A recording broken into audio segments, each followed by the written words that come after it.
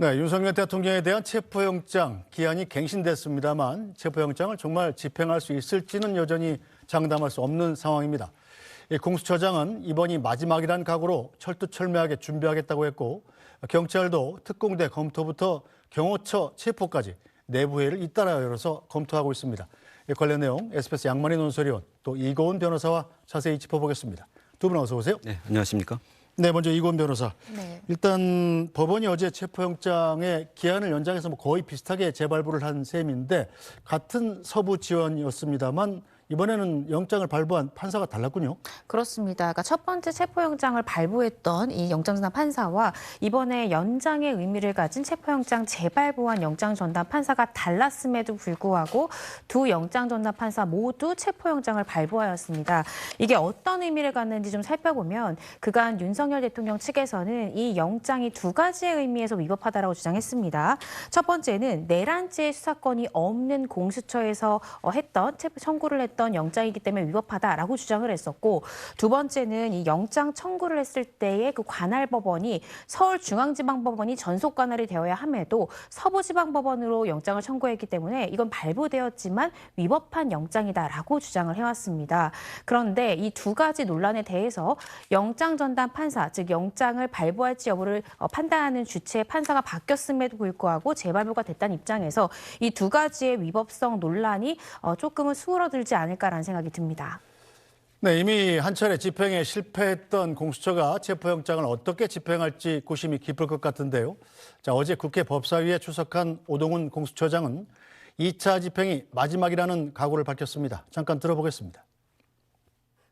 공수처장으로서 국민들께 사과 한마디는 하시고 시작해야 되는 거 아닙니까?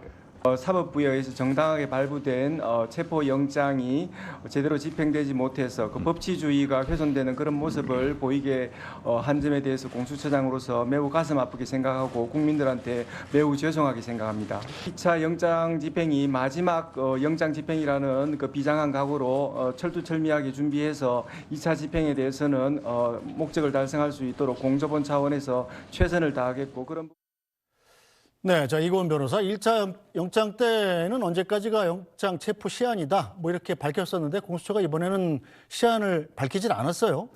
네. 이거는 무슨 이유 때문일까요?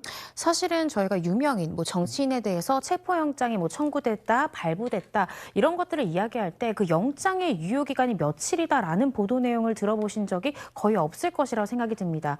특히나 체포영장 같은 경우에는 그 영장의 목적 자체가 그 신병을 확보하는 것이 있지 않습니까? 네. 따라서 그 신병을 확보함에 있어서 그 영장의 시효를 이야기할 경우에는 이 피의자가 그 사이에 영장 집행 시한을 예상하고 도망할 우려가 있습니다. 따라서 이 부분을 고려해서 보통은 시한을 비공개로 하는데 첫 번째 체포영장 같은 경우에는 그 시한을 공개했다는 점에서 조금 이례적이다라는 생각이 들고요. 이번 두 번째 체포영장 재발부 같은 경우에는 그 영장의 시한이 언제까지인지는 우리가 밝히지 않겠다라는 것이 공수처의 입장입니다. 그래서 과연 이 두 번째 체포가 언제 이루어질 것인가에 대한 이제 여러 가지 의견들이 나오고 있는데요. 네. 바로 체포를 해야 된다라는 의견도 있고 조금 힘을 빼고 이후에 좀 체포를 시도해야 되는 것이 아니냐 여러 가지 의견들이 나오고 있습니다. 근데 이에 대해서 저도 사실은 예측하기가 굉장히 어려운 것 같습니다. 왜냐하면 그간 저도 여러 방송에서 다양한 일자들을 추측을 하기도 했는데 사실 상식적으로 추측했던 것과는 빗나가는 경우가 많았기 때문에 저도 2차 체포 시도 부분에 대해서 언제 이루어질지 정확히 예측은 어렵지만 조심스럽게 추측을 해보자면 이번 주 내에 이 재집행을 할 가능성이 높지 않을까라는 생각이 듭니다. 네. 그 이유는 경찰에서 여러 가지 체포 집행의 방법을 지금 고민을 하고 있는데 그중에 2박 3일이나 3박 4일 정도 계속해서 숙박을 하면서 이 체포 지지선을 좀 무너뜨리는 방법도 고민을 하고 있기 때문에 적어도 이번 주 내에는 진입을 해야만 시한 안에 집행이 성공하지 않을까 싶고요. 시한을 공개하진 않았지만 저도 검사로 재직하면서 이 체포영장을 청구할 때 보통 일주일 내지는 길어도 2주일 안에 시한을 기재해서 보통 청구하는 것이 네. 보통입니다. 따라서 공개되진 않았지만 아무래도 1, 2주 내에 아마 시한이 만료되는 영장이지 않을까를 고민을 해봤을 때 고려를 해봤을 때 아무래도 이번 주 내에 재집행될 가능성이 높지 않을까 싶습니다. 네, 저 양만희 논설위원, 공수처가 그제 이 체포를 경찰이 일임을 한다. 그렇다가 경찰이 또 그걸 거부하고 그러면서 논란이 있지 않았습니까? 네. 이런 과정을 짚어볼 때 이번에 2차 체포영장 집행은 아무래도 경찰이 주도할 것 같은데 네. 경찰은 어떤 계획을 세우고 있나요?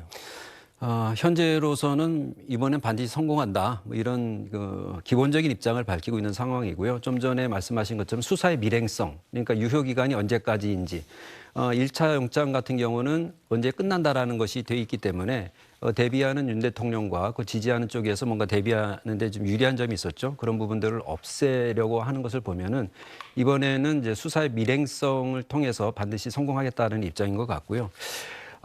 시점과 관련해서는 오늘 얘기가 좀 있었습니다. 왜냐하면은 오늘 오후 국회 본회의에서 내란 특검 법안 등 쌍특검법에 대한 이제 재의결이 있기 때문에 네. 국민의힘 의원들로서는 반드시 참석을 해야 되죠. 그래야 이제 재의결에서 부결시킬 수 있기 때문인데, 그렇게 되다 보면은 국민의힘 의원들이 지난번에 관저 앞에 44명 정도 집결한 일이 있었기 때문에 그런 부분들을 좀 제외하는 차원에서 경찰이 오늘 시점을 잡지 않을까 하는 얘기는 있었습니다만은 오늘 지금 관접 상황을 봐서 그러지는 않을 것 같고요. 좀 전에도 말씀하셨지만은 결국 이 경호처 간부들이 경호처 직원들을 지휘해서 방해 대오를 꾸릴 텐데, 그런 부분들을 좀 와해시키고 힘을 빠지게 하는 그런 네. 일들을 많이 하지 않을까 싶고요. 그래서 경호처장, 차장, 경호본부장과 경비안전본부장 4명이 이미 특수공무집행 방해 혐의로 입건돼 있습니다. 그리고 거기다 더 나아가서 그 아래는 경호부장 등도 추가로 입건한다는 얘기도 있는데요.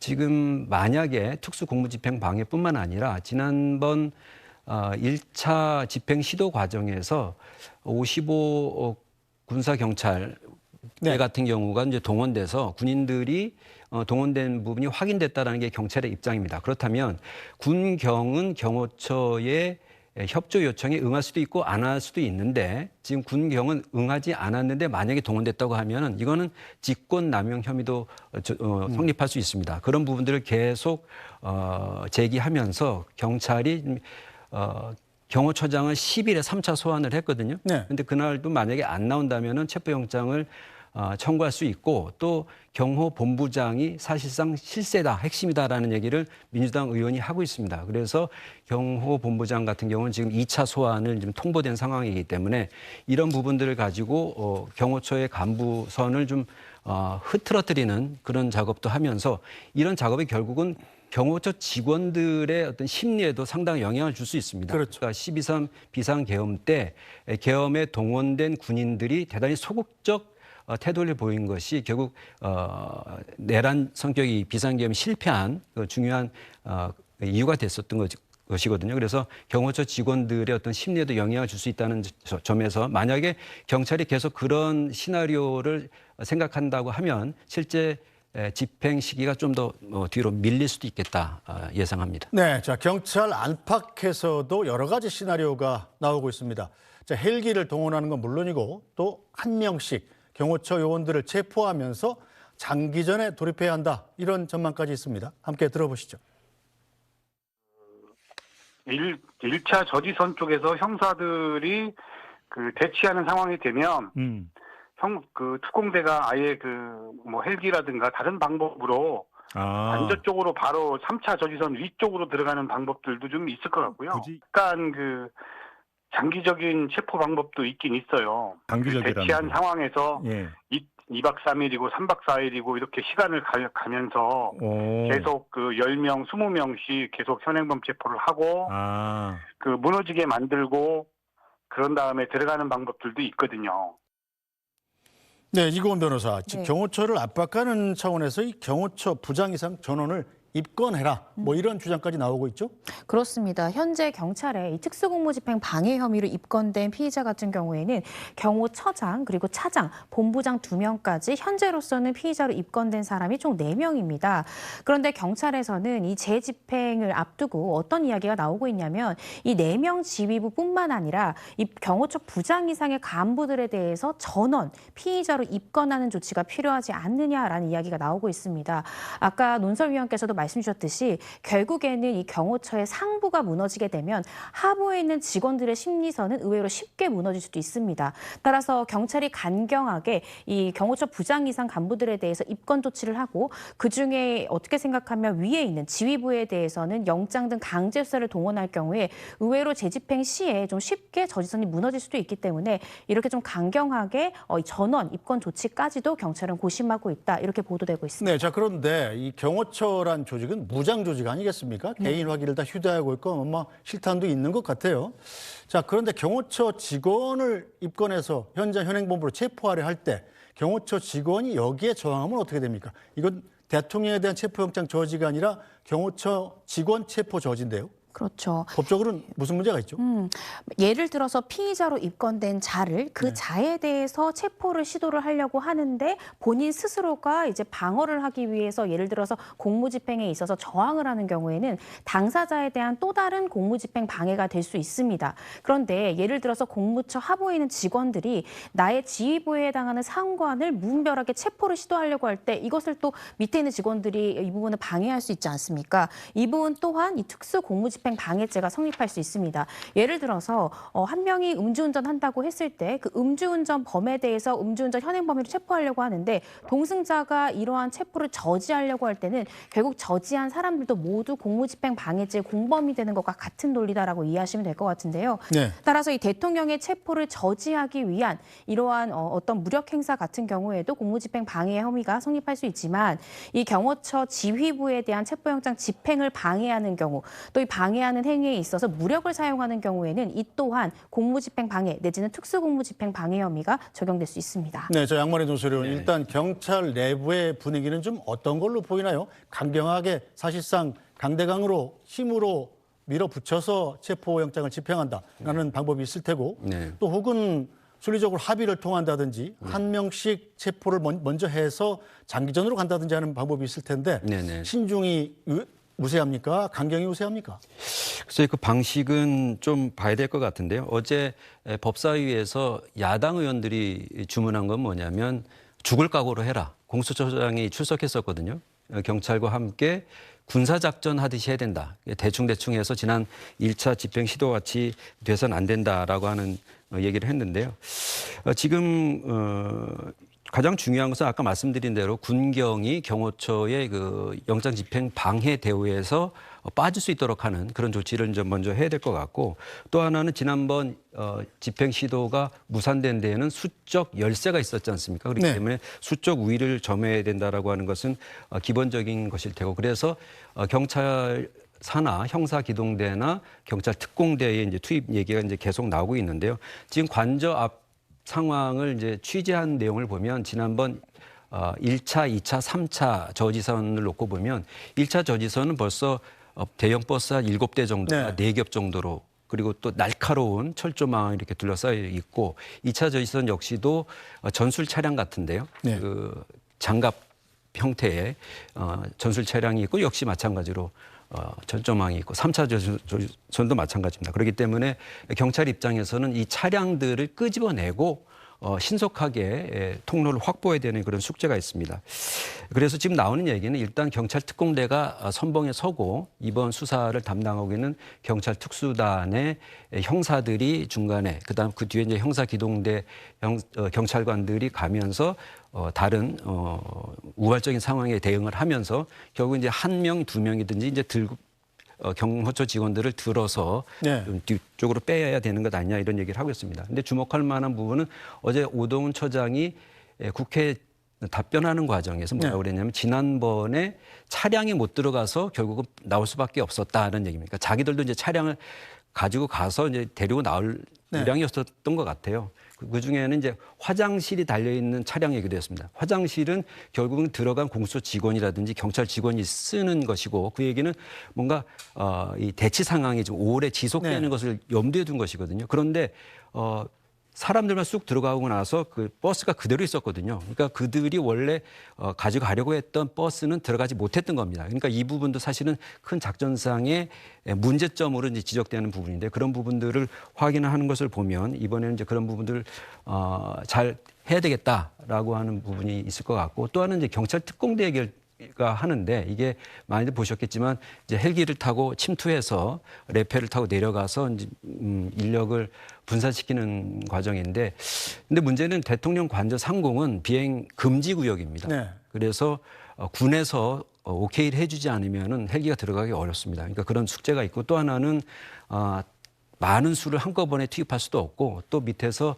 경호처 직원들이 레펠 잡고 흔들거나 하면은 상당히 안전에도 위험이 있기 때문에 이 부분에 대해서는 좀 경찰에서 신중하게 보는 것 아닌가 하는 생각이 듭니다. 네, 자 그런데 또 하나 짚어볼 부분이 남아 있습니다. 여러 가지 시나리오가 나오고 있습니다만은 자 민주당이 지금 관저에 대통령이 없을 가능성도 제기했습니다.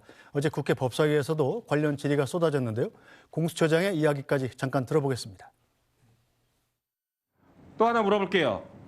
지금 윤석열 도주 의혹이 제기되고 있는데 사실관계 파악한 게 있어요, 없어요? 지금 좀 정확하게 보고받은 바는 없고 그 어떤 차량에 관한 얘기는 좀 들었습니다. 네. 종합적으로 고려해서 저희들 종합적 고려가 아니라 체포하러 들어갈 수 있냐고요. 하겠습니다. 영장에 포함시켰어요, 안 시켰어요? 뭐 수사에 관한 그런 부분에 대해서는 제가 이 자리에 말씀드리기 곤란합니다. 윤석열은 관저에 있습니까? 지금 그런 부분에 대해서는 정확하게 보고받은 건 없습니다. 알지 또 못합니까? 말씀드릴 수도 없고요. 알지 못합니까? 말씀드릴 수 없습니까? 그런 부분에 대해서 정확하게 지금 보고를 받지 못했습니다. 지난 네, 양만희 논설위원. 네. 대통령이 지금 관저에 있지 않고 네. 인근의 한남동 공관타운에 있는 다른 관저로 이른바 도피를 했을 수 있다. 이런 얘기가 나오는 이유가 뭡니까? 일종의 가능성인 것 같고 또 일부 유튜브에서 그런 의혹을 제기했기 때문인데요.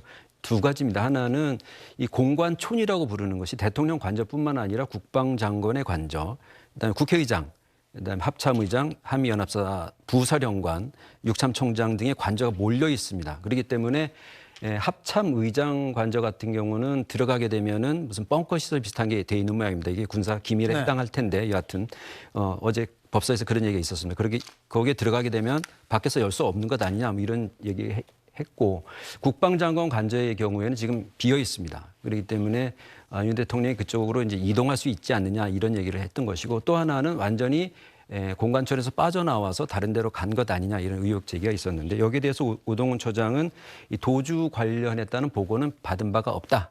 그리고 이제 차량이 빠져나갔다는 의혹 제기에 대해서는 그런 얘기가 있다는 것은 안다. 그래서 결과적으로 보면은 공관천이 있다는 취지로 답변을 했고요. 근데 오늘 아침에 안규백 의원이 이제 그 관저를 빠져나와서 제3의 장소에 있다라는 제보가 있다 이런 얘기를 했습니다. 그러면서 경찰이 대통령의 위치를 파악하고 있다고 하는 얘기도 사실은 그런 것이다. 라고 얘기했는데 경찰의 반응은 사실은 그럴 가능성은 대단히 낮은 것으로 보고 있습니다. 왜냐하면은 위치 파악은 실제 하고 있는 것이고 대통령 위치를 파악하고 있다라고 하는 것은 체포영장을 치다 보면은 관저 한 곳만 돼 있는 게 아니라 복수의 위치를 특정해서 해줘야 판사가 내주거든요. 그런데 그런 부분들이 특정이 돼 있는 모양입니다. 어디라고 하는 부분은 밝히지 않고 있는데요.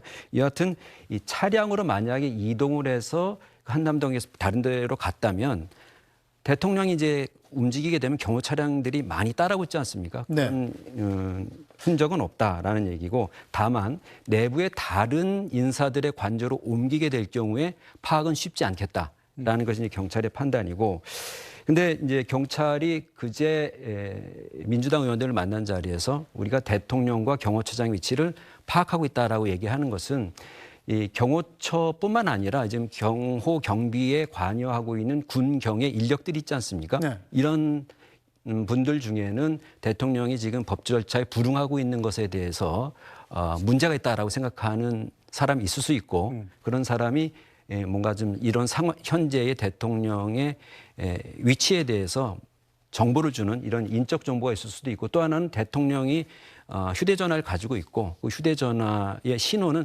지속적으로 포착이 되기 때문에 이런 일종의 신호 정보를 통해서 대통령의 위치를 파악할 수도 있겠습니다만은 여하튼 경찰은 대통령의 위치를 파악하고 있다라고 하는 데서 자신감을 보이고 있는데 그 근거가 무엇인지는 당연히 얘기하지 않고 있는 상황입니다. 네, 자 이고은 변호사 일단 거의 가능성이 없어 보이긴 합니다만 대통령이 만약에 한남동 공관촌 안에 다른 곳으로 도피해 있다면 지금 공수처가 발부받은 영장이 두 가지잖아요. 네. 수색영장이 하나 있고 그리고 체포영장이 있습니다. 수색영장은 체포를 위해서 대통령의 위치를 파악하기 위해서 만든 영장이죠. 네. 자, 그런데 그 영장에 수색영장에 포함되지 않은 곳으로 가 있다면 대통령을 체포하는데 문제가 생기나요? 문제가 생길 수가 있습니다. 일단은 수색 행위를 해서 체포를 했다라고 하면 그 수색영장 자체가 해당 범위에 없기 때문에 문제가 생길 수 있는데요. 만약에 자연스럽게 있던 상황에서 윤석열 대통령의 신병을 발견을 했고 거기서 체포영장을 집행하게 되면 문제가 생기지 않을 것 같습니다. 그러니까 즉 이 수색영장, 수색 과정 중에 대통령을 수색영장의 범위에 없는 곳에서 발견했을 경우에는 문제가 생길 수 있기 때문에 이 부분 때문에 아마도 이 대통령의 위치가 어딘지를 경찰도 실시간으로 지금 확인하고 있다라는 이야기가 나오는 것이 아닌가 싶습니다. 네. 자, 관저 상황이 지난 1차 체포 시도가 저지가 되면서 더욱더 군사 요새화됐다는 말이 나옵니다. 어떻게 방어선이 더 구축이 된 거죠? 네, 이 2차 체포영장 집행을 대비해서요. 이 경비가 점점 삼엄해지고 있습니다. 이 저지선이 어떻게 지금 구축되고 있는지를 좀 살펴보면 지금 화면에서 보시는 것과 같이 1차 저지선 같은 경우에는 이 철조망, 굉장히 날카로운 철조망들이 있고 여기에 이 경호처 직원들이 인간 바리게이트를 쳐서 이 팔짱을 껴고 들어올 수 없게 막고 있고요. 그 앞에는 버스 7대가 차벽을 이루고 있는 그런 모양새를 보이고 있습니다. 또 그곳을 뚫고 가더라도 2차 저지선에 역시나 인간 바리게이트의 형태로 직원들이 막고 있고요. 또 소형 전술 차량과 대형 SUV가 주차되어 있어서 이 차량을 넘는 것도 쉽지 않아 보입니다. 1차 체포영장 집행 당시에는 1차 저지선과 2차 저지선을 비교적 쉽게 통과해서 이 3차 저지선까지는 왔는데 이 3차 저지선 앞에서 막혔습니다. 현재 3차 저지선 같은 경우에는 역시나 인간 바리게이트의 형태로 되어 있고 대형 SUV가 주차되어 있습니다. 그리고 관저 주변에는 철조망이 설치되어 있다라는 보도 내용도 나오고 있습니다. 네, 자, 양만희 논설위원. 네.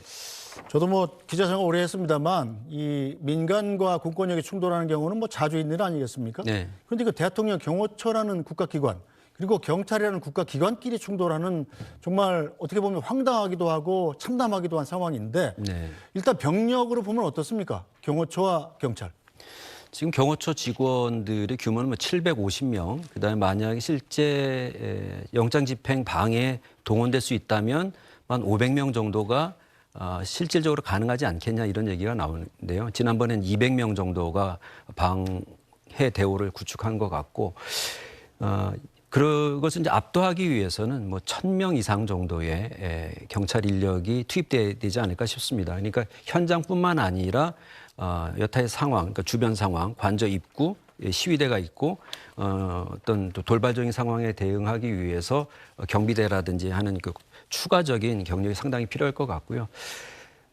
예상되는 그림, 네. 지금 우리가 얘기 나오고 있는 예상되는 그림을 보면은 옛날에 경찰이 이 파업 현장을 진압하기 위해서 다수의 경찰 인력을 투입하고 그리고 설치되어 있는 어떤 방해물들을 제거하기 위해서 견인 차량을 동원하고 뭐 하는 그런 것들을 본 기억이 있습니다만 최근에 그런 일이 잘 없었죠. 그런 현장이 다시 한번 국가기관 간에 법 집행 과정에서 국가기관이 가로막아 나서는 이런 상황이 이제 반복돼서 나타난다는 점에서 상당 참경이라고 할 수밖에 없는데요. 이런 부분 생각해서라도 대통령과 경호처가 법 집행에 응하는 그런 모습을 보이는 것이 바람직하지 않을까 생각합니다. 네, 지난번 체포영장 1차 집행 당시에 박종준 경호처장이 발포 명령을 내렸다는 주장이 또 제기됐습니다.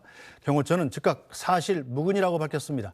공수처 입장은 어떨까요? 어제 국회 법사위 현장 상황 다시 들어보겠습니다.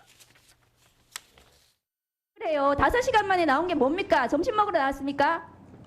뭐 여러 종류의 그 화기고 지금 특정할 수는 없지만 그리고 지금 제가 그 화면으로 그 보기에는 장갑차 유사의 차량도 있었고 지금 제보를 했어요. 발포를 해도 된다는 박종준 경호처장의 발언이 있었다. 그런 부분들에 대해서 공수처가 당시에 그런 우려가 있었습니까? 어쨌든 그 심리적으로 또 물리적으로 여러 가지 위협을 느끼고 자칫 그 충돌로 인해 가지고 그 물리적 충돌로 인해서 뭔가 대단한 프레임 전환이 일어나면 저희들이 그 수사하는 걸 넘어서 여러 가지 나쁜 영향을 미치겠다는 그런 판단으로 네, 자 이건 변호사 일단 실탄을 준비했다, 뭐 케이블 타이에 살수차까지 준비했다. 만약에 사실이라면 경호처장이 책임져야 될 부분이 있죠. 그렇습니다. 이 부분에 대해서 만약에 사실이다. 그리고 이런 일이 있어서는 안 되겠지만 만약에 2차 집행 당시에 총기를 준비해서 총격전까지 나온다. 정말 상상하고 싶지 않은데요. 그런 상황이 온다면 이건 특수 공무집행 방해의 선이 아니라 정말 발포까지 된다라고 하면 사실 살인죄 등의 이제 사건으로도 커질 수 있는 그런 상황입니다. 따라서 실질적으로 케이블 타이뿐만 아니라 어떤 화구라고 표현될 수 있는 총기까지도 무장한 상태인지, 그리고 2차 집행 당시에 이런 것들이 실제 실행이 되는 그런 상황이 있으면 안 되겠지만 만약에 그렇게 될 경우에는 단순한 공무집행 방해에 넘어서는 큰 형사적인 책임까지도 질 수 있는 그런 상황입니다. 네, 자 박종준 경호처장 경찰의 2차 소환 요구에도 응하지 않고 있습니다. 자, 법적 책임을 지겠다는 이례적인 메시지까지 내놓고 경찰 수사에 협조하지 않는 건데요. 박종준 경호처장의 이야기 다시 한번 들어보겠습니다. 사법 절차에 대한 편법, 위법 논란 위에서 진행되는 체포영장 집행에 대해 대통령의 절대 안전 확보를 존재 가치로 삼는 대통령 경호처가 응한다는 것은 대통령 경호를 포기하는 것이자 직무유기라고 판단하였습니다. 만약 이러한 판단에 오류가 있다면 저는 어떠한 사법적 책임도 감수하겠습니다. 네, 자 이건 변호사. 어제 안 나온 이유는 변호사 선임이 안 됐다는 이유를 들었단 말입니다. 네. 지금 3차 출석 요구를 오늘 10일 날 나와라 이렇게 요구하고 있는 상황인데 그때도 아마 경찰에 출석하지 않을 가능성이 높지 않습니까? 그렇게 되면 경찰이 박종준 경호처장에 대해서 체포영장을 신청한다든가 이런 가능성도 있는 거죠? 저는 가능성 매우 높을 것 같습니다. 왜냐하면 나머지 경호처 직원들이 지금 살펴보고 있는 상황이기 때문에 지휘부, 그중에서도 가장 끝에 있는 수장일 수 있는 이 경호처장에 대해서 아마 3차 출석 요구에 불응할 경우에 경찰이 체포영장 신청할 가능성 매우 높다라고 보여지고요. 어제 불응하면서 이 경호처장이 했던 말이 오늘 내일 중으로 변호인을 선임하겠다. 그리고 변호사를 통해서 출석 일정을 조율하겠다라고 얘기를 했습니다. 그런데 이 출석 요구했던 기일 자체가 하루 간격이 아닙니다. 한 3, 4일 정도의 간격을 두고 출석을 요구하고 있기 때문에 만약 이번 주 금요일로 예정되어 있는 3차 출석 소환 요구에 불응할 경우에 아마 강제 수사에 돌입할 가능성이 크다라고 보여집니다. 네, 자 민주당 같은 경우는 이 경호처가 이 대통령의 사병으로 전락했다 이렇게 비난하고 있지 않습니까? 이건 근거가 좀 있는 얘기인가요?